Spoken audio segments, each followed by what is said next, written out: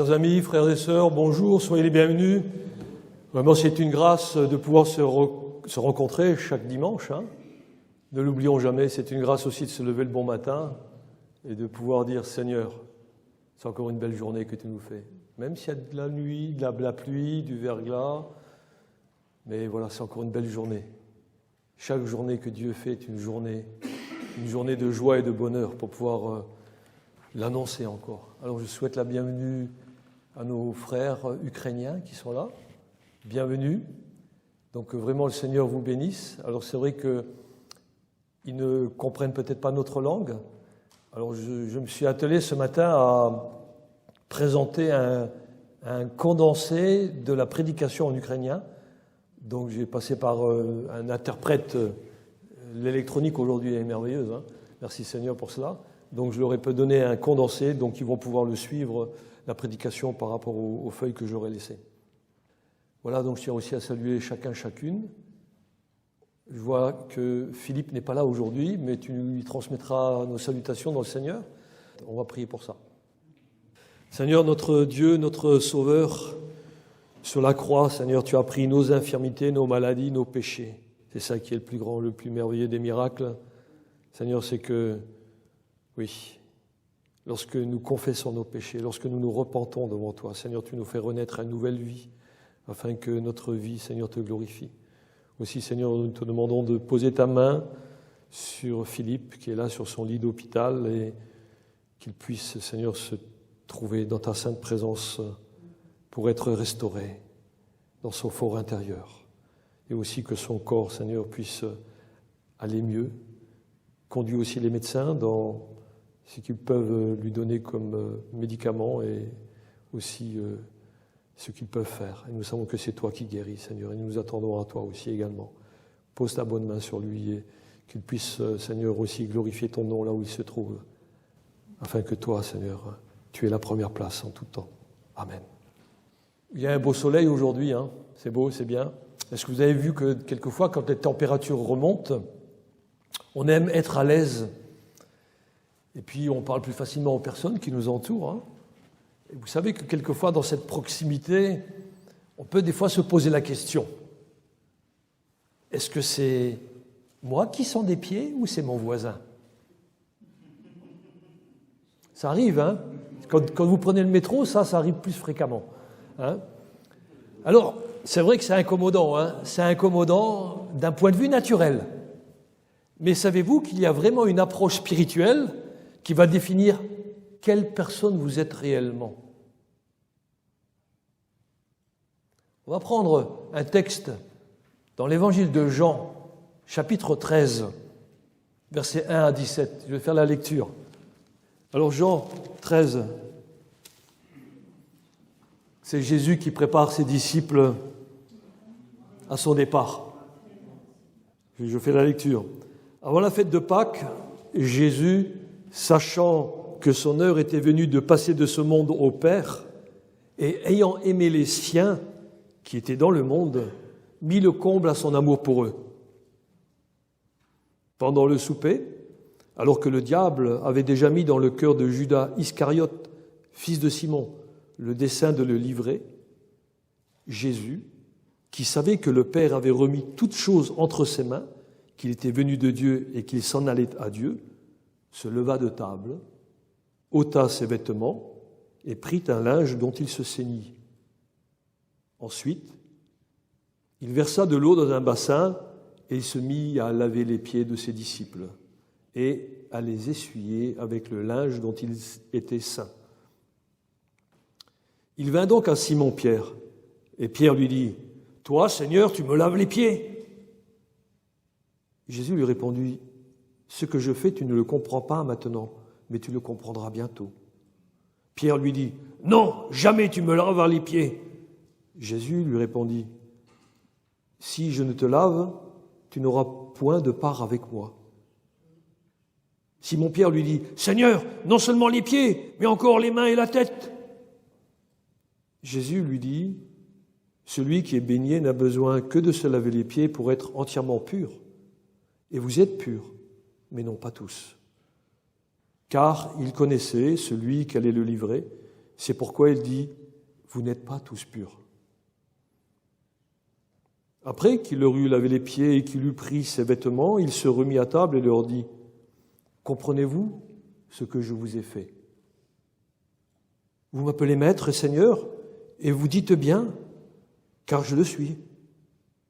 Si donc je vous ai lavé les pieds, moi, le Seigneur et le Maître, vous devez aussi vous laver les pieds les uns aux autres. Car je vous ai donné un exemple, afin que vous fassiez comme je vous ai fait. En vérité, je vous le dis, le serviteur n'est pas plus grand que son Seigneur, ni l'apôtre plus grand que celui qui l'a envoyé. Si vous avez fait ces choses, si vous savez ces choses, vous êtes heureux pourvu que vous les pratiquiez. Amen. On va prier. Seigneur, merci pour ta parole. Merci parce que ta parole, celle qui nous enseigne, qui vient toucher notre cœur et notre intelligence, et qui vient aussi, Seigneur, nous faire mouvoir afin que nous puissions marcher pour toi, parler pour toi et proclamer encore ta justice, ta vérité et proclamer encore ce que toi tu désires que nous fassions dans notre vie. Merci Seigneur pour ce message et que nous puissions vraiment, Seigneur, le saisir et y obéir afin de te glorifier. Seigneur, accorde-nous aussi le renouvellement de l'intelligence. Accorde-nous aussi la sagesse de pouvoir comment nous conduire dans les situations que tu nous présenteras. Et Seigneur, nous voulons que toi, tu sois honoré. Oui, parce que, Seigneur, tu nous as laissé la paix, tu nous as donné aussi ta joie. Aussi que, Seigneur, cette joie que tu nous as donnée soit parfaite pour te glorifier. Amen. Alors, nous avons lu Jean 13, le lavage des pieds. Ce sera le titre de ma prédication, c'est « Laissez-vous laver les pieds ». Parce qu'il est essentiel de se laisser laver les pieds en acceptant, 1, l'amour de Jésus qui s'est donné volontairement pour nos péchés, 2, la signification spirituelle du lavage des pieds, 3, l'humble service que nous avons à porter à nos frères et sœurs. Ainsi, laissez-vous laver les pieds en acceptant l'amour de Jésus qui s'est donné volontairement pour nos péchés. Et le verset 1, lui, présente cette grande et précieuse déclaration qui nous concerne tous. Il nous est dit, avant la fête de Pâques, Jésus, sachant que son heure était venue pour passer de ce monde au Père, il a fait quoi? Ayant aimé les siens qui étaient dans le monde, il les aima jusqu'à la fin. Vous connaissez la fin? C'est Jésus sur le bois de la croix. C'est ça. Voyez-vous, l'amour que Jésus présente à ses disciples, c'est cet amour-là que le monde a refusé. Et ça nous aide à comprendre que l'amour de Christ ne peut être actif que chez ceux qui ont accepté Christ comme leur Seigneur et leur Sauveur personnel. C'est ceux-là même qui osent proclamer de la bouche que Jésus est le Messie, qu'il est le Fils du Dieu vivant. Ça, c'est la vraie signification de Pâques. Christ s'offre comme un agneau afin que nous soyons libérés de tout péché. Et voyez-vous, cet amour de Jésus, qui était là actif, que nous lisons là au chapitre 13, il est toujours actif aujourd'hui dans la vie de tous les croyants. Amen. Oui, Jésus l'a dit en Matthieu 28, 20, « Et voici, je suis avec vous tous les jours, jusqu'à la fin du monde. » Quelle assurance! Et quand Jésus annonce qu'il est avec nous jusqu'à la fin du monde, il veut nous communiquer une nouvelle leçon. Chaque fois que nous voulons nous laisser enseigner. Parce que Jésus communique, mais est-ce que moi je me laisse enseigner? Toi-même, mon frère, ma sœur, mon ami, vous qui écoutez ce message, vous pouvez répondre. Est-ce que vous êtes désireux de vous laisser enseigner par la parole de Dieu? Alors il faut que tu prennes la Bible, il faut que tu la lises. Parce que la Bible, c'est la parole de Dieu. La foi vient de ce qu'on entend, et ce qu'on entend vient de la parole de Dieu. Voyez-vous, Jésus savait qu'il allait mourir sur le bois de la croix. Ce n'est pas un accident, hein. Non, c'est une réalité, il le savait. Je suis venu au Père pour faire ta volonté. C'est ce qu'il a dit quand il est entré dans le monde. Et la volonté du Père, c'est qu'il aille jusqu'à mourir sur le bois de la croix pour offrir son corps comme un agneau, sans tache, sans péché, afin que nous, qui étions pécheurs, qui nous sommes toujours pécheurs, mais le péché de la désobéissance, lorsque nous avons accepté Christ, il a été effacé sur le bois de la croix. Je le répète, le péché de la désobéissance a été effacé lorsqu'on met notre confiance en Christ. Amen. Donc un chrétien devrait être obéissant. Amen. Voilà une belle nouvelle, n'est-ce pas? Un chrétien doit être obéissant à la parole de Dieu. Eh oui. Et Jésus, lui, il savait. Il savait qu'en quittant ce monde, il allait laisser les apôtres dans un monde souillé. Alors il prépare son départ, oui, et il les oriente vers le lavage des pieds qu'il va leur prodiguer. Et ça, c'est un enseignement qui est donné uniquement à l'Église fidèle à Christ, pas aux autres. Hein. Pas aux autres. Alors, j'espère ne pas vous déstabiliser. Rappelez-vous toujours que Jésus, lorsqu'il emploie des exemples de la vie courante, il veut expliquer un enseignement spirituel qu'il attend de ses disciples. On va mettre d'abord l'accent sur la grandeur de celui qui vient laver les pieds aux disciples. Et au verset 3, il y a 3 grandes déclarations. Jésus savait que le Père avait remis toutes choses entre ses mains, qu'il était venu de Dieu et qu'il s'en allait à Dieu. 3 déclarations. La première, elle déclare expressément l'autorité et la puissance divine, parce que Jésus sait que le Père lui a remis toutes choses. La deuxième déclaration révèle sa préexistence éternelle. Jésus était venu de Dieu. Il n'est pas venu par hasard. Ce n'est pas un homme. Il est Dieu fait homme. La troisième déclaration nous montre que Jésus va reprendre possession de la gloire divine qu'il avait avant de venir sur terre, puisqu'il va à Dieu. Jean 17,5 nous dit, et maintenant, c'est Jésus qui parle, il dit, « Toi, Père, glorifie-moi auprès de toi-même, de la gloire que j'avais auprès de toi avant que le monde soit. » Donc on voit bien qu'il y avait une préexistence éternelle de Jésus. Alors Jésus lui-même, tout en étant conscient de sa grandeur, de cette grandeur divine, qu'est-ce qu'il fait, Jésus? Il s'abaisse à faire l'œuvre d'un esclave pour laver les pieds à ses disciples. On a besoin de saisir que le Dieu créateur, que le maître de l'univers se fait serviteur de sa créature. Seigneur, mais comment est-ce possible? Vous dites ça à quelqu'un dans la rue, il dit, mais c'est pas possible. Les gens dans la rue, ils servent un Dieu qui leur est soumis. Mais là, c'est Jésus qui s'abaisse. Vous savez, il y a ce chant qui reprend ce thème, un roi qui s'incline devant ses sujets. C'est le Gemme 135, il est le chemin, la vérité et la vie, on ne vient au Père que par lui. Quand vous chantez ce chant, souvenez-vous de cela. Et voyez-vous, toute sa vie, Jésus s'est fait serviteur. Et maintenant, à l'heure prochaine de sa mort, qui va avoir lieu là, dans quelques jours, il ne pense pas à lui, mais il pense à ses disciples. Alors, il va leur montrer son amour en pratiquant le lavage des pieds. Et dans cette scène, nous voyons Jésus se mettre au rang des plus méprisés des esclaves. Ça ne nous parle peut-être pas à nous, mais en Orient à l'époque-là, on portait des sandales et les pieds étaient couverts de poussière dans la marche des chemins, n'est-ce pas? Parce qu'il n'y avait pas de route goudronnée. Bien sûr, vous me direz, il y a de la poussière, mais il y avait des animaux aussi qui prenaient les chemins.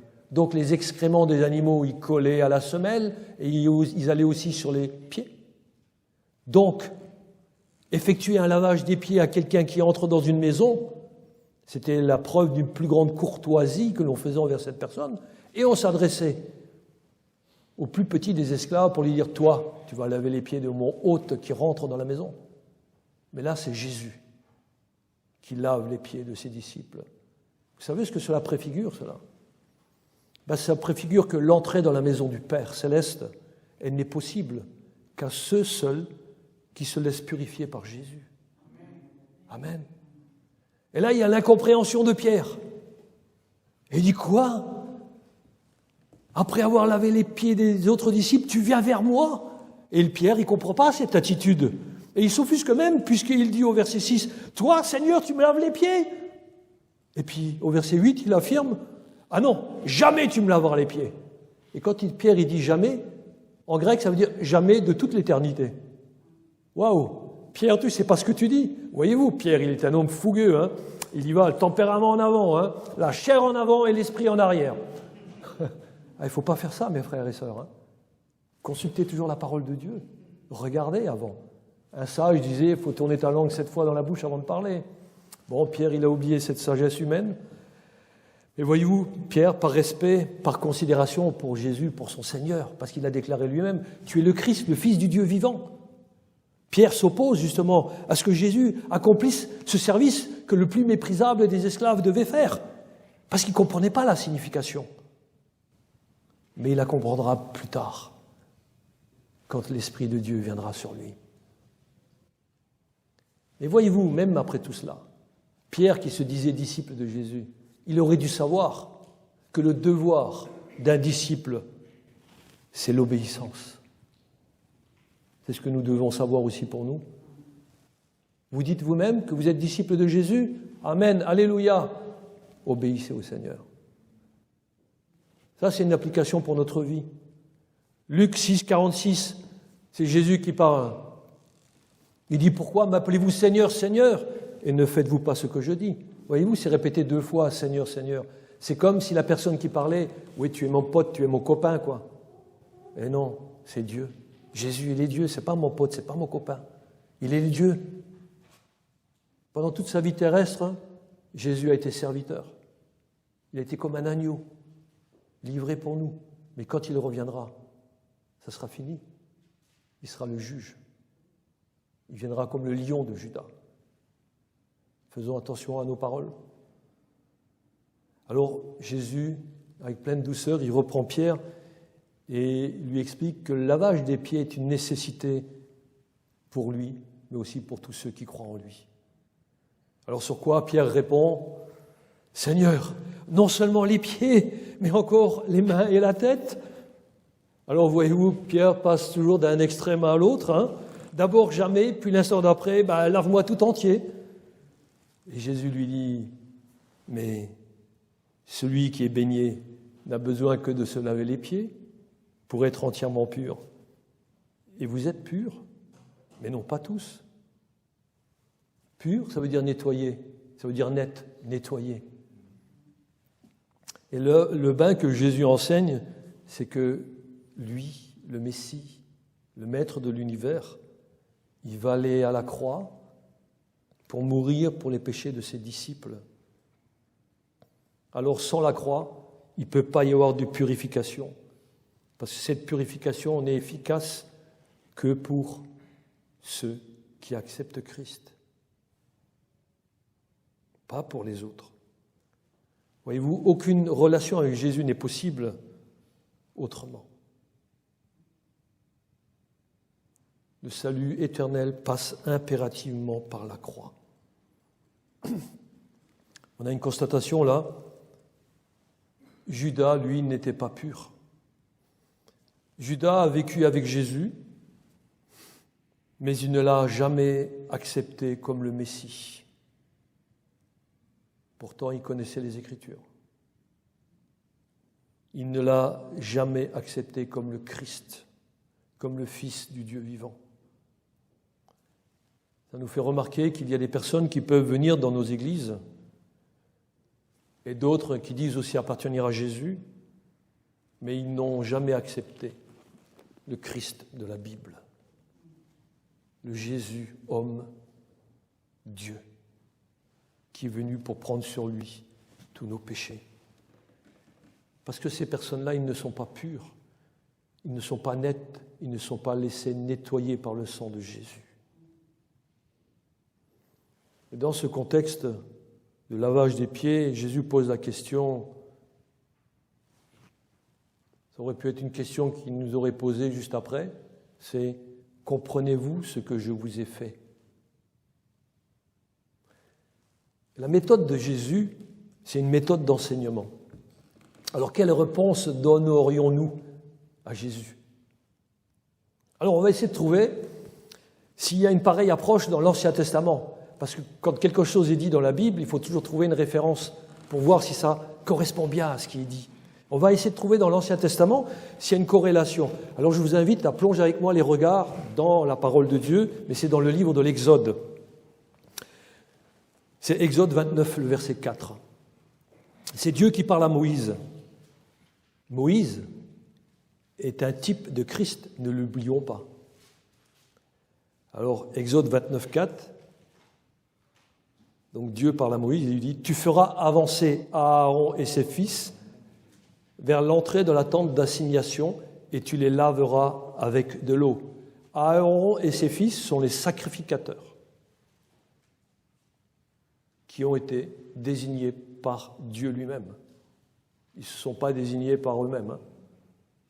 Et ce verset, c'est l'ordre de la parole de Dieu qui est adressée à Moïse pour décrire que le lavage complet avec de l'eau avait pour but quoi? La consécration d'Aaron et de ses fils avant d'entrer dans la tente d'assignation, dans le tabernacle, pour faire le service.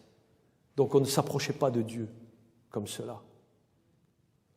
Et en référence à Exode, nous retrouvons aussi dans notre texte du jour la même pensée d'un lavage tout entier, fait une seule fois pour toutes et qui rend propre dans la présence de Dieu.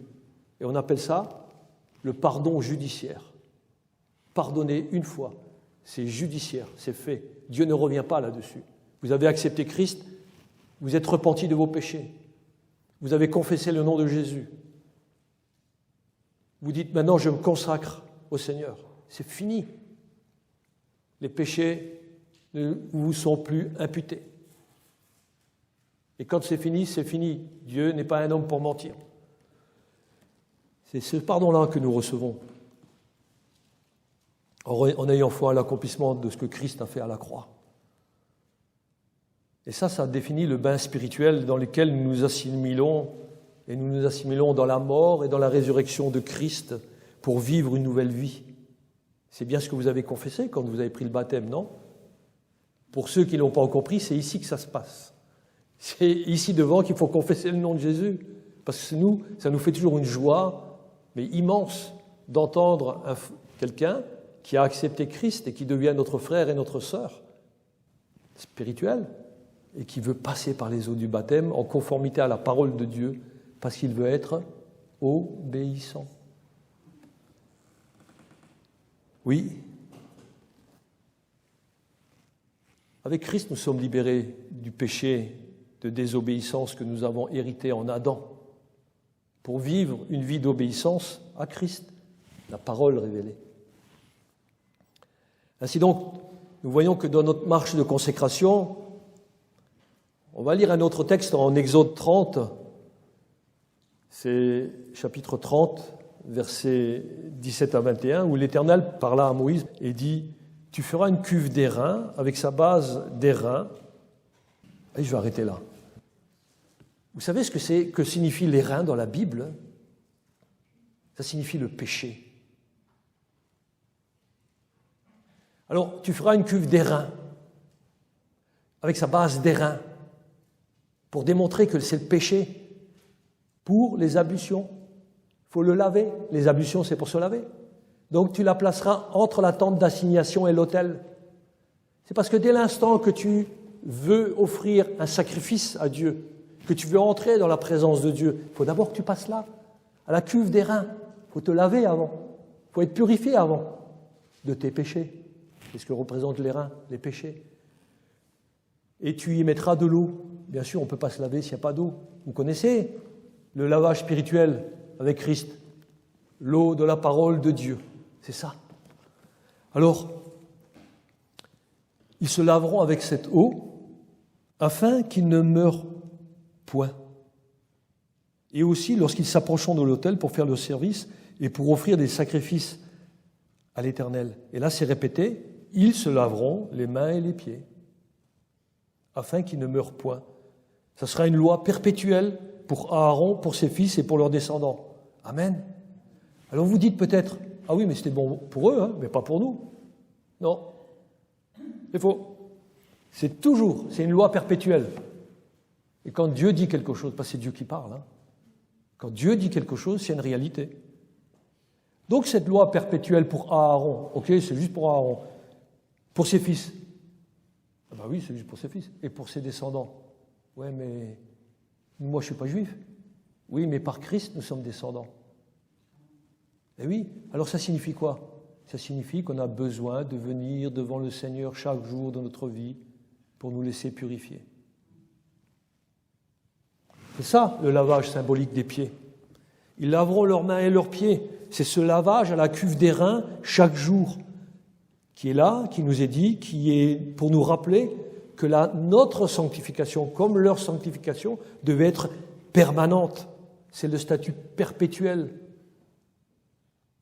Et ceci afin d'être nettoyés. Eux, ils étaient nettoyés de leurs actions et de leurs pensées, de leur marche quotidienne par rapport à leur vie qu'ils avaient à l'époque. C'est ce qui me permet d'aborder le deuxième point, c'est laissez-vous laver les pieds en acceptant la signification spirituelle du lavage des pieds. Un exemple. Vous avez certainement des pièces de monnaie encore sur vous. Ce n'est pas encore le moment de la monnaie numérique. Vous avez encore des pièces de monnaie. Une pièce de monnaie, elle a deux côtés. Si vous avez juste un côté, c'est une fausse pièce. Donc il faut avoir les deux côtés. Et les versets 10 et 11, ils nous montrent bien que celui qui est baigné n'a besoin que de se laver les pieds pour être entièrement pur, et vous êtes tous purs, mais non pas tous, car il connaissait celui qui allait le livrer. Et c'est pourquoi le Seigneur nous dit que la pièce, par exemple, enfin ça c'est moi qui le dis, que la pièce représente les deux côtés de la sanctification. D'un côté, celui qui a le corps tout lavé. Il est pur tout entier. Donc il faut d'abord avoir été lavé, sanctifié, justifié par l'œuvre du Seigneur.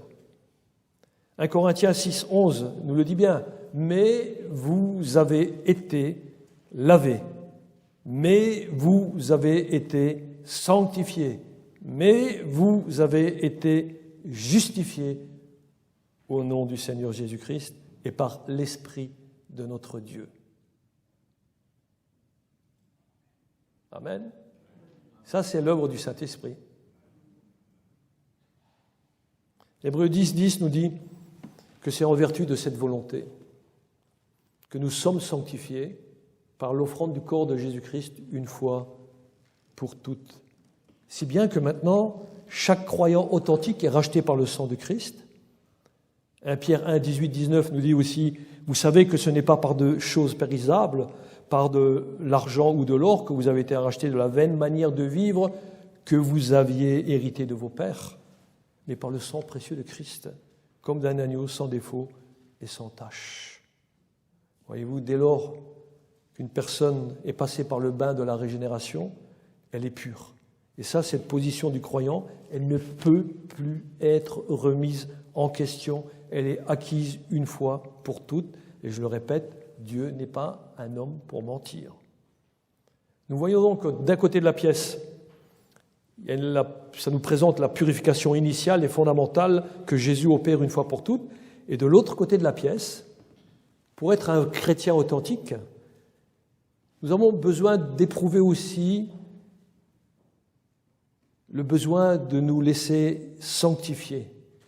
Parce que dans notre marche quotidienne, à cause de la souillure qui s'attache à nos pieds, nous voyons, enfin j'espère que vous le voyez, vous voyez bien qu'il y a des choses qui ne vont pas et que vous avez besoin et que nous avons besoin de nous remettre tous les jours devant le Seigneur pour lui demander pardon. C'est là la signification de la parole de Jésus qui dit au verset 10 « Celui qui est baigné n'a besoin que de se laver les pieds pour être entièrement pur. » Et oui, quand il se produit une souillure, lorsque nous péchons, lorsque nos pieds sont salis par notre marche dans ce monde, alors il faut l'application de la parole de Dieu à notre cœur, à notre conscience, pour juger ce péché que nous avons commis et puis en être pleinement purifié. Et ça induit forcément la repentance et l'abandon du péché dans notre marche quotidienne. Selon 1 Jean 1, 9, qu'est-ce que nous dit Jean ? Il nous dit, si nous confessons nos péchés, il est fidèle et juste pour nous les pardonner et nous purifier de toute iniquité. Amen. Alors ça montre bien que notre démarche, eh bien, si nous passons par cette repentance au quotidien, eh bien ça montre vraiment que nous sommes des hommes et des femmes fidèles au Seigneur, donc des disciples de Christ. Parce que ça montre vraiment si vous appartenez ou pas au Seigneur. Si vous n'avez pas besoin, si vous ne ressentez pas ça tous les jours, c'est que vous avez un problème. Vous avez un problème de conversion. Il faut se convertir à Jésus, au Jésus biblique, pas au Jésus qu'on peut raconter de gauche et de droite, à ceux qui disent tout le temps « Seigneur, Seigneur », ou qui s'exclament pour un oui, pour un non. Jésus lui-même, il a dit, ce n'est pas ceux qui disent Seigneur, Seigneur qui entreront dans le royaume des cieux, mais celui-là seul qui fait la volonté de mon Père. Ce que nous pouvons déclarer, c'est que l'œuvre de Christ nous purifie une fois pour toutes, parce que nous sommes pécheurs. Eh bien, nous avons besoin de revenir continuellement devant le trône du Seigneur pour demander pardon par rapport aux péchés qui nous collent si facilement à la peau dans notre marche chrétienne. Tous ceux qui sont appelés en responsabilité dans une église, on a toujours besoin de rappeler ce principe de sanctification. Ce n'est que quand une personne est purifiée par le sang de Christ, voyez-vous que cette personne est l'objet des tendres soins de Jésus. Ceux qui ne sont pas nettoyés de leurs péchés par la foi au sang de Christ, ils sont encore entièrement souillés. Alors, franchement, il est vraiment inutile d'essayer de leur laver les pieds, parce que ce dont ils ont besoin, ce dont vous avez peut-être besoin, vous qui m'écoutez, c'est avant tout d'accepter l'Évangile qui leur apprend ce que Jésus a fait pour vous, afin de vous rendre propre pour entrer dans la présence de Dieu. Voyez-vous, si vous ne l'avez pas encore fait, faites-le. Les temps sont courts. Faites-le, confessez le nom de Jésus. Confessez que vous êtes un homme pécheur, que vous avez besoin d'un sauveur en Christ et que vous acceptez Jésus, lui seul. Lui seul. On aime bien dire lui seul, parce qu'il n'y a que Jésus qui sauve. Nul ne vient au Père que par moi, a dit Jésus. Voyez-vous, il est même illusoire d'essayer d'apprendre des doctrines à une personne qui ne serait pas régénérée. Ça serait comme jeter des perles au pourceau. C'est ce que signifie la parole. Ne jetez pas vos perles au pourceau. Si vous rencontrez quelqu'un, n'essayez pas de lui parler de tas de choses, de doctrine. Montrez-lui la bonne nouvelle, qui est d'abord une mauvaise nouvelle. Tous les hommes sont pécheurs. Il n'y a pas un juste, pas même un seul. Tous sont pécheurs et sont privés de la gloire de Dieu. Mais il y a toujours un mais. Dieu nous aime. Et par grâce, si tu acceptes la grâce de Christ, eh bien, tu es libéré de cette désobéissance, tu acceptes. Et tu marches dans les voies du Seigneur. Le Seigneur ne veut pas seulement laver les pieds des inconvertis, mais bien plus, il veut leur présenter le salut. Et leur offre justement d'être entièrement lavés de tous les péchés. Amen. On aimerait bien voir les personnes arriver dans l'Église. Seigneur, vraiment que il y ait la repentance qui soit dans cette ville de Thionville et aux alentours, qui soit dans les cœurs des personnes et qui puissent venir dans les assemblées et demander pardon et de crier devant l'assemblée, j'étais pécheur, mais le Christ m'a sauvé, il m'a libéré de la morsure de Satan et maintenant je suis libéré de cette emprise et maintenant je règne, je veux vivre ici-bas dans le royaume du Seigneur pour montrer combien qu'il est merveilleux de lui appartenir et de lui obéir. Oui, parce que sinon, on a souvent eu des difficultés avec des personnes et qui, voilà, parce qu'elles s'exclamaient un petit peu, eh bien les personnes disaient « Ah oui, mais toi, t'es sauvé ». Mais non. Parce que si une personne, on va lui dire qu'elle est sauvée alors qu'elle ne présente pas un seul indice de repentance, une vie changée, alors elle n'a jamais été touchée par la parole du Seigneur. Elle ne peut pas se rendre compte qu'elle ne peut pas être agréable à Dieu.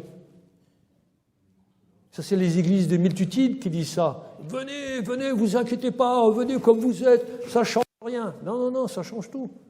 Vous venez comme vous êtes, mais vous confessez vos péchés. Et vous repartez comme Christ veut que vous partiez. C'est la différence ? Ouais.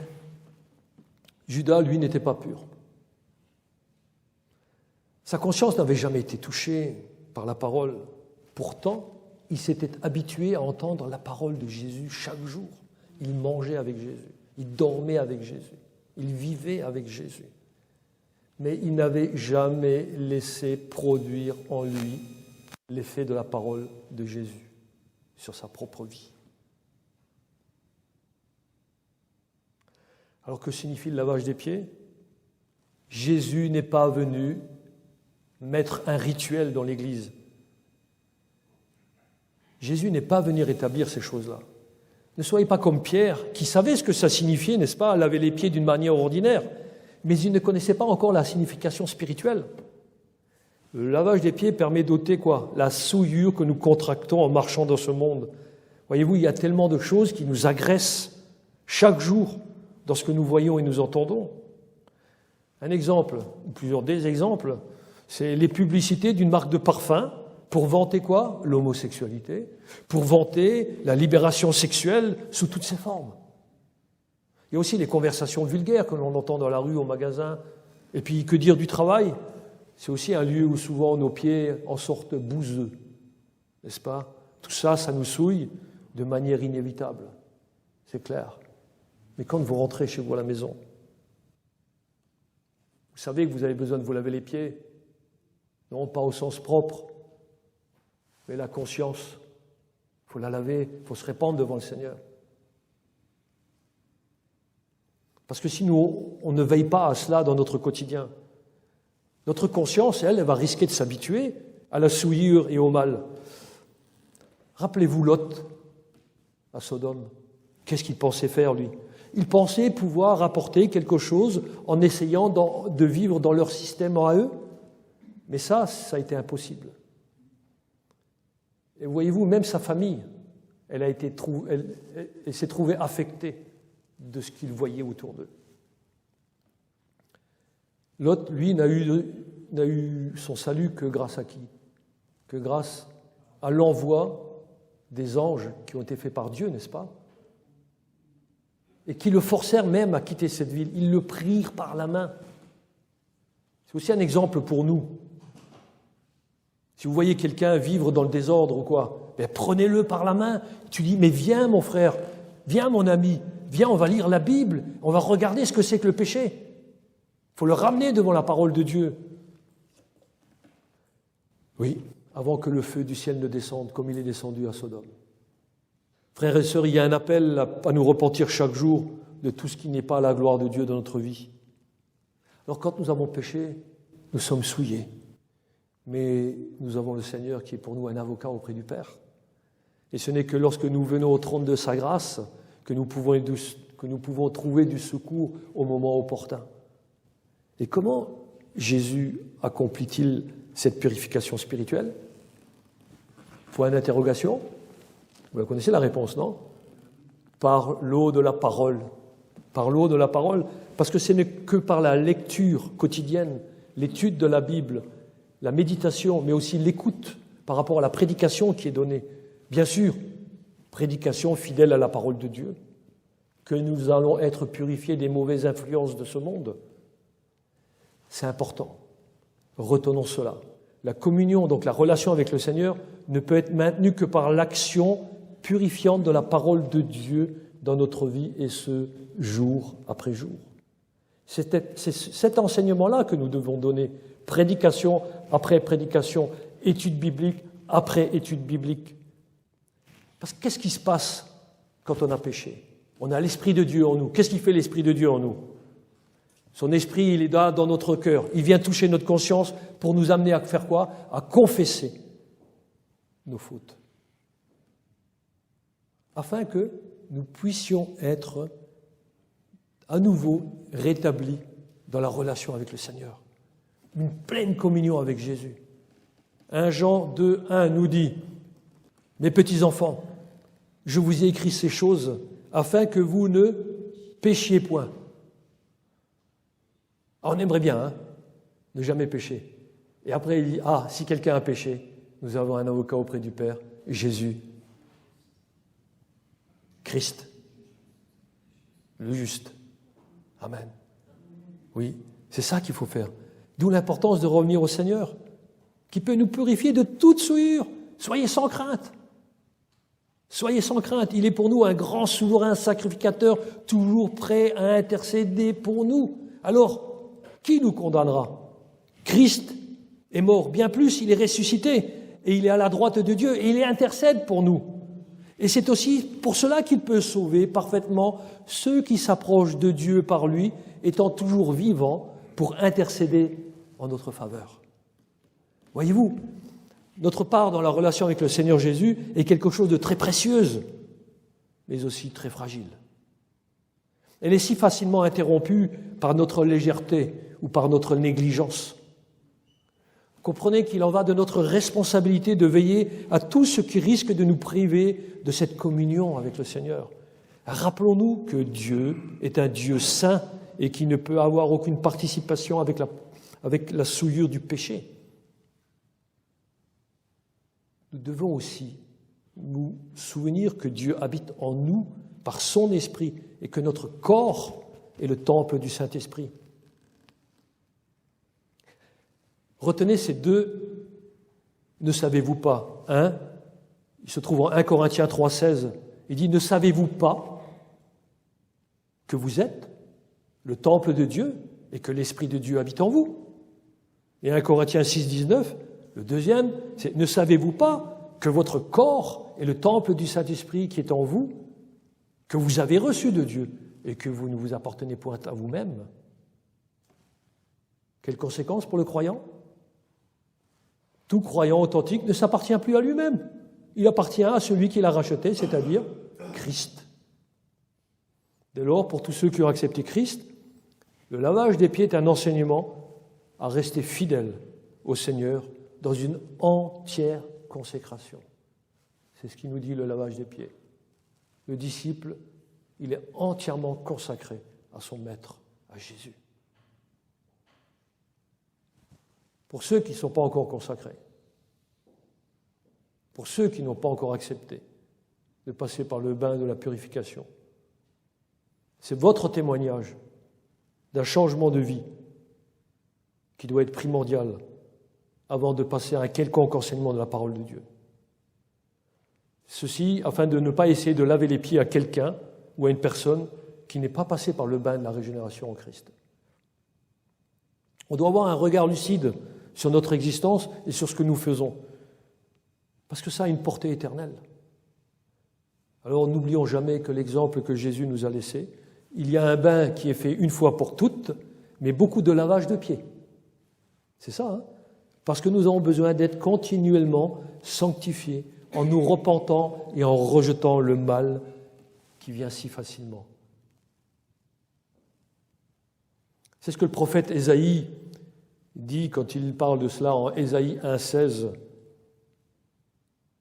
Ésaïe qui parle au peuple de Dieu, il dit « Lavez-vous, purifiez-vous, ôtez de devant mes yeux la méchanceté de vos actions et cessez de faire le mal. » Donc c'est Ésaïe qui parle, mais il parle au nom de Dieu. Il dit « Voilà ce que vous devez faire. » Alors nous avons vu qu'il y a une purification fondamentale qui ne peut jamais être répétée parce qu'elle est faite par Jésus. Puis nous avons vu qu'il y a une purification quotidienne. Et là, maintenant, il y a aussi cette autre application du lavement des pieds. C'est le troisième point de la prédication. Laissez-vous laver les pieds en acceptant l'humble service que nous avons apporté aux frères et sœurs pour les faire revenir à la vérité. Cela implique de s'abaisser pour honorer l'autre. Ainsi, lorsque nous voyons un frère ou une sœur qui est attiré par les choses du monde, ou si la personne elle suit une voie qui n'est pas droite, qui n'est pas selon la sainteté de Dieu, qui l'éloigne de Dieu, on devrait l'inviter, on devrait l'exhorter, on devrait la saisir par la main pour la ramener dans la parole de Dieu, afin qu'elle puisse saisir que l'eau de la parole, elle lave, et elle va produire chez la personne qui est coupable de péché, elle va produire en elle la conviction du péché. Elle va l'amener aussi à le confesser à Dieu. C'est là où il y aura une restauration complète. Alors quand il y a une offense personnelle, quelqu'un qui fait quelque chose à quelqu'un d'autre, eh bien la personne doit le confesser à celui qu'elle a offensé. Alors, pourquoi le fait-il, me direz-vous? Oui, pourquoi il irait voir un frère ou une sœur et puis lui demander pardon par rapport à la chose qu'il a faite? Pour la réponse, elle est toute simple. Tout simplement parce que c'est l'amour de Christ qui est dans la personne. Alors elle ne peut pas faire autrement que d'aimer comme le Seigneur et de confesser sa faute. Et l'autre personne reçoit le pardon, elle l'accepte, elle lui dit « je te pardonne ». Et il y a rétablissement, il y a réconciliation, toujours pour glorifier notre Seigneur. Inversement, celui qui n'a pas l'amour de Christ en lui, il n'aura aucune envie de confesser son péché. Il n'aura aucunement envie de confesser son erreur. Parce qu'il n'a pas l'amour de Dieu en lui. Il peut prétendre ce qu'il veut, mais il ne le fait pas, il n'a pas l'amour de Dieu. Rappelons-nous que c'est toujours le mal qui doit être jugé, pas la personne. On ne juge pas la personne, on juge le mal. La personne a été jugée une fois pour toutes. C'est Christ qui a porté le jugement sur la croix. Nous ne trompons jamais de combat, mes frères et sœurs. Dès lors, ce qui touche le cœur et qui va produire une vraie repentance, c'est une pleine restauration aussi. C'est quoi? C'est l'application de la parole dans notre marche quotidienne. Donc, par conséquence, tout est seulement lavé, mais encore essuyé, comme le Seigneur l'a fait avec le linge dont il s'était ceint. Donc, le résultat, c'est quoi? Il ne reste aucune trace de souillure. Les pieds sont plus propres qu'avant. Amen. Ah, merci Seigneur pour ta parole. C'est ça notre marche chrétienne. Oui, parce que ce résultat, c'est ce que le Seigneur y veut. Parce que le Seigneur veut que nous paraissions devant lui. Parce que nous sommes son Église. Et son Église, c'est son épouse. Et il veut que son épouse paraisse devant lui pure et sans tache. Alors gloire à Jésus, n'est-ce pas? Gloire à son saint nom. Enfin, pour terminer, Jésus nous le dit, la connaissance ou savoir si la vérité est une chose. Mais rappelons-nous que la bénédiction n'est réservée qu'à ceux qui mettent en pratique la parole de Dieu. Le verset 17, il nous est dit, si vous savez ces choses, vous êtes heureux. Vous êtes heureux. C'est comme ça, hein? Vous êtes heureux. Pourvu que vous le pratiquiez. Ah oui, pourvu que vous le pratiquiez, dit le Seigneur. Alors retenons que si le fait de se laver les pieds, bien sûr, ça procure un certain réconfort naturel, le lavage des pieds par Jésus nous enseigne 3 applications spirituelles pour le chrétien authentique. 1. La mort de Christ opère une fois pour toutes la purification du péché de désobéissance. 2. La parole de Dieu, donc la Bible, appliquée à notre vie, nous purifie des péchés du quotidien si nous nous repentons. Ainsi, notre relation avec le Seigneur est restaurée. 3. Le lavage réciproque de la parole de Dieu par la parole de Dieu nous permet d'avancer comme étant ensemble, unis dans l'amour de Christ pour le service. Amen. Alors ma conclusion, c'est, nous avons vu que Jésus manifeste sa grande humilité en lavant les pieds de ses serviteurs. Ainsi comme Pierre, nous avons besoin d'apprendre que celui qui se laisse laver les pieds doit devenir plus humble encore en faisant taire tout orgueil, tout ce qui est personnel, pour accepter le geste gratuit de la parole de Jésus sur sa propre vie. Chacun doit aussi comprendre qu'accepter le geste et le sacrifice de Jésus nous oblige à devenir comme lui, un serviteur, un réconciliateur des uns et des autres. Sinon, Seigneur, lui, il nous le dit, sinon, vous n'aurez pas de part avec moi. Sinon, vous n'aurez pas de communion, de relation. Parce que, voyez-vous, frères et sœurs, la joie, donc, être heureux, c'est toujours lié à l'obéissance à la parole de Dieu. Amen. Alors, en définitive, que notre relation personnelle avec le Seigneur Jésus puisse vraiment fortifier chacun de vous et que nous nous appliquions à nous laver les pieds les uns les autres réciproquement jusqu'à ce que le Seigneur revienne. Amen. On va prier. Seigneur Jésus, lorsque nous lisons ta parole, Seigneur, elle est d'une telle richesse que ce n'est pas de l'or ou de l'argent, mais Seigneur, c'est ta vie qui est donnée à travers ta parole. Seigneur, nous voulons vraiment te dire merci pour ce sacrifice à la croix que tu as opéré en chacun de nous et que nous puissions maintenant vivre cette vie d'obéissance en toi, comme toi tu as été obéissant au Père, et que chacun ici présent se sente aimé d'un amour fraternel, afin qu'il puisse aussi se laisser laver les pieds, et que nous utilisions cet exemple afin de nous laver les pieds réciproquement, toujours par la parole, afin d'amener l'autre qui s'est égaré, revenir à toi, Seigneur Jésus. Oui, donne-nous, Seigneur, un cœur pur, afin que nous puissions mettre en pratique ta parole et être heureux dans tout ce que tu nous promets. Que toute la gloire, Seigneur, te revienne. Nous voulons vraiment te louer et te bénir pour les bénédictions qui découlent de cette parole que nous pouvons appliquer dans nos vies.